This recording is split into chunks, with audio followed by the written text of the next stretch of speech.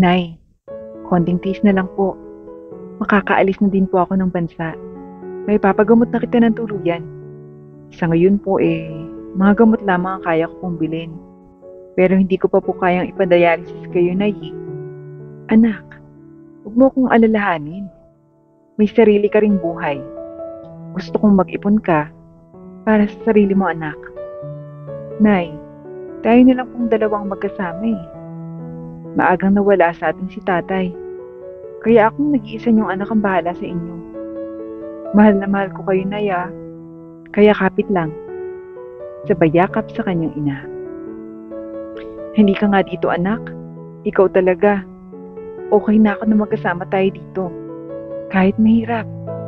At least, magkasama tayo. Nay, mas maipapagamot ko kayo kapag natuloy ang pagpunta ko sa Taiwan. Naku anak, hayaan mo at magpapagaling ako mabuti.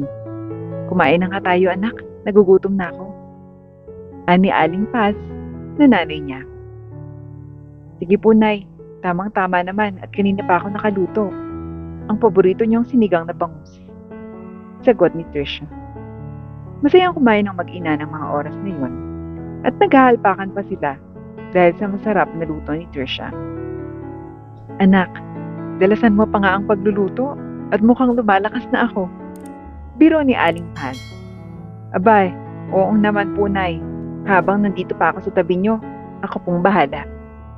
Sagot ni Tricia. Ang maliit na tindahan ng nanay niya ang bumubuhay sa kanilang mag-ina. At nang magkasakit na ang kanyang nanay, ay si Tricia na ang siyang nagpatuloy ng negosyo. Masipag at mapagmahal na anak si Tricia, kaya talagang gagawin niya ang lahat ng kanyang kaya para sa kanyang ina. Gayon din naman ang pagmamahal ng kanyang nanay sa kanya. High school lamang natapos ni Tricia dahil nang magkokolehiyo na siya, ay bedridden na ang kanyang nanay. At hindi na kayang suportahan ang kanyang pagkokolehiyo dahil sa mahal ng mga bilihin at lalo na ng mga gamot na kailangan bilhin at inumin. Isang araw, dumalaw ang kanilang mga kamag-anak sa nanay niya. O kayo po pala, tita, minsan, pasok po. Bati ni Tricia sa mga ito. Nasaan ang nanay mo? Tanong ng mga ito. Nasa kwarto po, tita. Sagot ni Tricia. Kamusta ka naman, Paz? May dinaanan kami dyan eh. Kaya dumaan na rin kami dito sa'yo. May dala nga pala kaming mga pasalubong. Bati ng tita niya sa nanay niya. Aba, maraming salamat. Nag-abala pa kayo. Kasama mo rin pala ang pamangkin ko. Kumusta na kayo? Eto po, nasa second year college na po ako. Sagot naman ang pamangkin ni Pal. Naku, mabuti ka pa. Ang pinsan niyong si Tricia, hindi na nakapagkolehiyo eh. At eto nga, ako'y nagkasakit. Lumapit naman si Tricia sa kanyang nanay. Nay, okay lang po. Kayo talaga. Singit naman ni Tricia.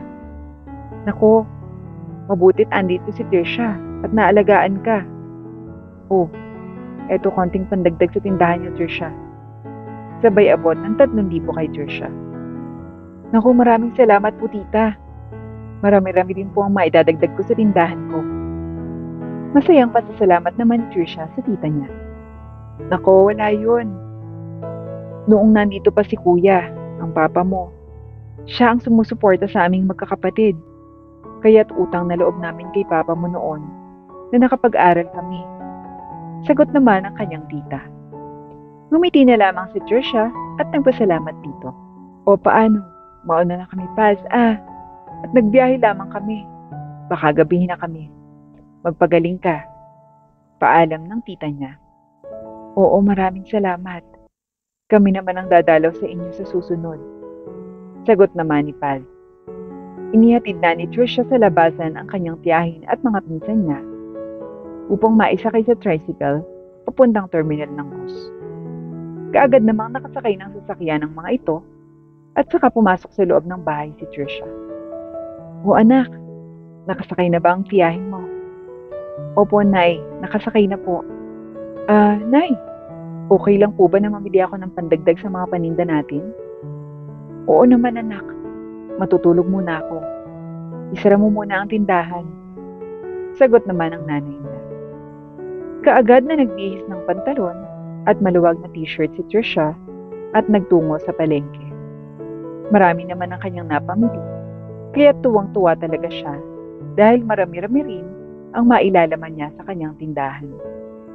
Habang pauwi naman si Trisha sa kanilang bahay, naabutan niya ang nanay niya nung nakahandusay sa ibaba ng higaan nito. Nay! Nay! Nay, ano pong nangyari sa inyo? Nay! Gumising po kayo, Nay! Tulong! Tulong mga kapitbahay! Tulungan niyo kami! Sigaw naman ni Trisha at kaagad namang rumisponde ang katabing bahay nila. Naisakay naman nila agad sa tricycle ang nanay niya at nadala sa malapit na ospital. Hindi matigil sa paglalakad pabalik-balik si Trisha sa paghihintay na lumabas ang doktor na tumingin sa nanay niya. Lord, iligtas niyo po ang nanay ko. Kayo na po ang bahala. Bulong naman niya sa sarili habang naglalakad ng pabalik-balik. Makalipas ang ilang sandali, ay lumabas na mula sa emergency room ang doktor. Dok, kumusta na po ang nanay ko? Kaagad naman niyang tanong. Iha, tatapatin na kita. Sa kalagayan ng nanay mo, kinakailangan na siyang maoperahan sa lalong madaling panahon at kailangan na rin siyang maipadialysis upang mas mapabuti ang kanyang kalagayan. Mas lumala kasi yung kalagayan niya ngayon kumpara noong nakaraang buwan. Mukhang hindi tumatalab sa kanya ang mga gamot na inireseta ko sa iyo noong huli. Kailangan mo nang humanap ng pera sa lalong madaling panahon. Paliwanag naman sa kanya ng doktor. Salamat po, Dok. Kaagad na nagpasalamat at saka pumasok sa kwarto ng nanay niya. Umiiyak na lumapit sa kama si Trisha habang nagsasabi, Nay, kapit lang po ah. Hayaan niyo po. Gagawa po ako ng paraan para maoperahan at dialysis na po kayo sa lalong madaling panahon. Ako pong bahala, Nay. Bulong niya sa tabi ng kanyang nanay na wala pang malay. Nang magising ito, ay nakita siya nitong umiiyak. O anak, bakit ka umiiyak? Tanong nito. Wala po, Nay. Kinabahan lang po ako sa inyo kanina. Kayo talaga, pinag-aalala niyo po ako. Sagot ni Trisha. Anak, pasensya ka na ha. Tipid na sagot ng nanay. Nay, itutuloy ko na po yung trabaho sa Taiwan. Kinontak po ako ng kaibigan ko. Kaya makakaalis na po ako. Doon po muna kayo kay Tita Nay. At habang nandun po ako sa Taiwan, magpapagaling lang po kayo. Huwag po niyong isipin ang gastos, Nay. Lagi niyo pong tatandaan na mahal ko po kayo. Kayo lang ang pinaka-best nanay para sa akin. Sabay yakap sa nanay niya. Kinabukasan naman ay na-discharge na ito ng ospital. Kaya't kaagad na rin silang nakauwi ng bahay. Tinawagan na rin ni Trisha ang kanilang kamag-anak para ibalita ang kalagayan ng nanay niya. Tita, galing po kami ng ospital ni nanay kanina. Isinugod ko po siya kahapon nang madatnang wala siyang malay. Ayon po sa doktor, mas lalo pong lumala ang kondisyon niya at kailangan pong maoperahan sa lalong madaling panahon. Kaya po, ipapaalam ko rin po sana kung pwede pong dyan muna si nanay. Tatanggapin ko na po kasi yung trabaho sa Taiwan para makapagpa-opera na rin po agad si nanay. Saad niya sa tawag. O sige, walang problema. Basta't magpadala ka kaagad ng pera para sa nanay mo ha. Kami nang bahala. Ihatid mo na dito si Paz. Sagot naman ng tita niya. Inihanda na ni Trisha ang gamit ng nanay niya at saka bumiyahe papunta sa lugar ng kanyang tita. Dahil gusto rin niyang makaalis ng maaga. Maiyak-iyak naman ang mag-ina dahil magkakahiwalay sila sa unang pagkakataon. Ni hindi na nga lumingon si Trisha nang iwan niya ang nanay niya sa kanyang tita. Kinabukasan, ay nakatakda namang lumipad papuntang Taiwan si Trisha bilang isang factory worker. Pagdating doon, Beshi, buti nakarating ka na. Tamang-tama. At kaka-endo lang ng mga iba. Kaya pasok ka na talaga. Bukas, magpunta ka na sa office para makapagsimula ka na kagad. Pati naman ang kanyang kaibigan doon. Salamat, Beshi talaga. Kailangan ko rin ng pera ngayon para kay nanay. Hindi naman nagtagal at nakapagsimula na kaagad si Trisha sa trabaho. Sa unang sahod niya sa unang buwan, ay tumataginting 46,000 ang ipinadala niya kaagad sa tiya niya. Hello tita, nagpadala na po ako. Natanggap niyo na po ba? Tanong niya. Oo Trisha, nakuha ko na. Ito at ibinili ko na muna ng gamot ng nanay mo at mga masusustansyang pagkain. Sagot naman ito. Okay po. Pwede ko po bang makausap si nanay? Nako, kakatulog lang Ning. Sagot ng tita niya. Sige po. Sa susunod na lang po ulit. Lumipas pa ang 6 na buwan, ay patuloy na nagpapadala at nag-iipon din si Trisha upang makauwi ng Pilipinas at maipa-opera na ang nanay niya. Isang araw, tumawag pa ang tita niya. Ano Trisha? Wala ka bang padala? Paano ng pagkain ng nanay mo? Tsaka naiihi na to sa kama. Kaya araw-araw, naglalaba kami ng kobre kama dito. Sumbat pa nito sa tawag. Ganun po ba? Pasensya ka na tita. Opo, magpapadala po ako. Nadali lang po at sarado po kahapon. Sagot niya. O sige, hihintayin ko ngayong araw ha. Sabay baba ng tawag at hindi man lang nangamusta ito.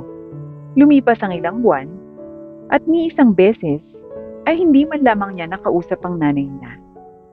Hindi naman siya nag-iisip ng masama dahil nga tita naman niyang nag-aalaga dito at malaki-laki na rin ang naipon niya. Sapat upang makapagbakasyon siya ng isang buwan at susurpresahin niya ang nanay niya sa kanyang pag-uwi sa Pilipinas. Maraming ibinalot na balikbayan box si Trisha, pasalubong na rin niya sa mga pinsan niya. Masayang-masaya si Trisha dahil masusurpresa sigurado ang nanay niya. Mabilis na lumipas ang oras at nasa Pilipinas na nga si Trisha. Sakay ng taxi, patungo sa bahay ng tita niya. Pababa pa lamang ng taxi, ay nakita niya ang isang matanda. At ito ay ang nanay niya, na minamaltrato ng kanyang tiyahin at pinsan. Nay! Nay! Kayo po ba yan? Bakit ganyan po ang itsura niyo? Sobrang payat niyo na. At lalong hindi kayo makatayo ng maayos. Lumaki na rin po ang bukol niyo. Tanong ni Trisha sa nanay niya. Tita, ano to? Susurpresahin ko si nanay at pati kayo. Pero mukhang ako pa ang surpresa. Hindi ko alam na ganito palang ginagawa niyo sa nanay ko. Nasaan ang pinapadala ko? Akala ko ba? Mataba si nanay at nagpapalakas. Umiinom ng gatas at kumakain ng kanin. Pero hindi yun ang nadatnan ko. Mga bulaan kayo. Manggagamit. Iuwi ko na ang nanay ko. Pinera niyo lang ang lahat ng ipinadala ko. Grabe, kadugo ko na kayo. Pero ito pala ang gawain niyo. Sumbat niya habang umiiyak. At kaagad na kinuha ang mga gamit ng nanay niya at umalis. Hindi naman sila pinigilan ng tita niya dahil na rin sa kahihiyan. Pagdating sa bahay nila, Nay, pasensya na po kayo. Iniwan ko po kayo kila tita. Akala ko po, inaalagaan nila kayo ng maayos. Buwanan din po ako nagpapadala ng pera. Kahit hindi ko akalain, Nay. Umiiyak na sabi niya. Anak, huwag ka nang umalis ha. Sagot ng nanay niya. Opo, Nay, hindi na po ako aalis. Meron na rin naman po akong naipon. Kaya't isasagawa na po natin ang operasyon niyo. Sagot niya. Nagyakapan ng mag-ina habang umiiyak. Nagluto kaagad si Trisha at sabay silang kumain. Ano Nay, na-miss niyo po ba ang luto ko? Oo anak, masarap talaga. Ngayon lang ako nakakain ng mainit, anak. Madalas, bahaw at tira-tirang pagkain ang kinakain ko. Sabi ng tita mo, wala ka daw kasing padala eh. Naku, Nay, hindi totoo yun. Buwa na ng padala ko. Huwag kayong mag-alala, Nay. Nandito na ako. Kaya lahat ng gusto niyong kainin, sabihin niyo lang po. Ngumiti naman ang nanay niya bilang tugon. Simula noon, binlock na rin ni Tricia ang number ng tita niya. Ipinaschedule na rin niya ng operasyon ang nanay niya. Hindi naman nagtagal, ay nairaos ang operasyon at tanggal na ang bukol nito na nagpapahirap dito. Anak, salamat. Masayang sabi ni Paz. Wala pong anuman, Nay. Mahal na mahal ko po kayo. Lahat po ay gagawin ko para sa inyo, Nay.